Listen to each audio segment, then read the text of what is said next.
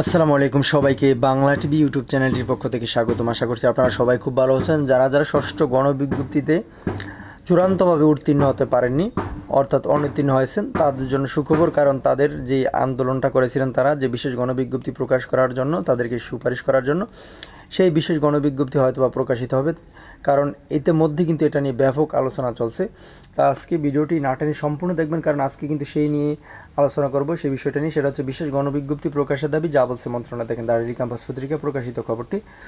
তো ভিডিওর শুরুতে বলবো, আপনি যদি এই চ্যানেলটি এখনও সাবস্ক্রাইব করে না থাকেন প্লিজ চ্যানেলটি সাবস্ক্রাইব করে দিয়ে এখনই আমাদের সাথে যুক্ত হয়ে যান। গত কয়েকদিন ধরে বিশেষ গণবিজ্ঞপ্তি প্রকাশের দাবিতে আন্দোলন সহ নানা কর্মসূচি পালন করছেন ষষ্ঠ গণবিজ্ঞপ্তিতে সুপারিশ বঞ্চিতরা। এই দাবিতে ইতোমধ্যে শিক্ষা উপদেষ্টা সহ সংশ্লিষ্ট দপ্তরে স্মারকলিপিও জমা দিয়েছেন চাকরি প্রার্থীরা। তাদের এই দাবির প্রতি সহমর্মিতা জানালেও বিশেষ গণবিজ্ঞপ্তি প্রকাশের পক্ষে নয় শিক্ষা মন্ত্রণালয়। দেখেন, যদিও এনটিআরসি এই দাবির প্রতি সহমর্মিতা জানিয়েছে, কিন্তু শিক্ষা মন্ত্রণালয় কিন্তু এই দাবির প্রতি একেবারেই পজিটিভ না, নেগেটিভভাবে তারা দেখতেছে।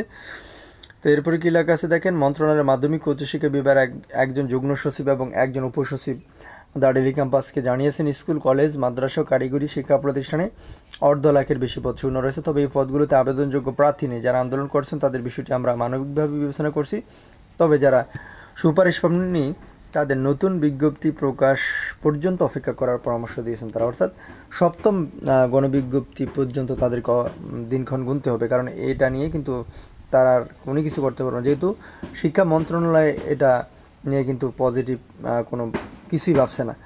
তো ভিডিওর মাঝখানে বলবো, আপনি যদি এই চ্যানেলটি এখনও সাবস্ক্রাইব করে না থাকেন প্লিজ চ্যানেলটি সাবস্ক্রাইব করে দিয়ে এখনই আমাদের সাথে যুক্ত হয়ে যান, কারণ এনটিআরসি রিলেটেড এবং শিক্ষা সংক্রান্ত বিভিন্ন খবর এই চ্যানেলে আমরা সবার আগে আপলোড দিয়ে থাকি।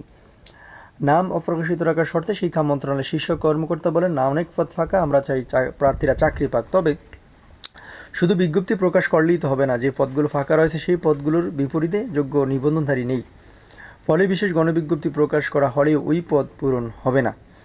এরপর কী লেখা আছে, এদিকে বিশেষ গণবিজ্ঞপ্তি প্রকাশের দাবিতে আজ বৃহস্পতিবার বেসরকারি শিক্ষক নিবন্ধন ও প্রত্যয়ন কর্তৃপক্ষের এনটিআরসি কার্যালয়ের সামনে অবস্থান কর্মসূচি পালন করছেন ষষ্ঠ গণবিজ্ঞপ্তিতে সুপারিশ না পাওয়া প্রার্থীরা।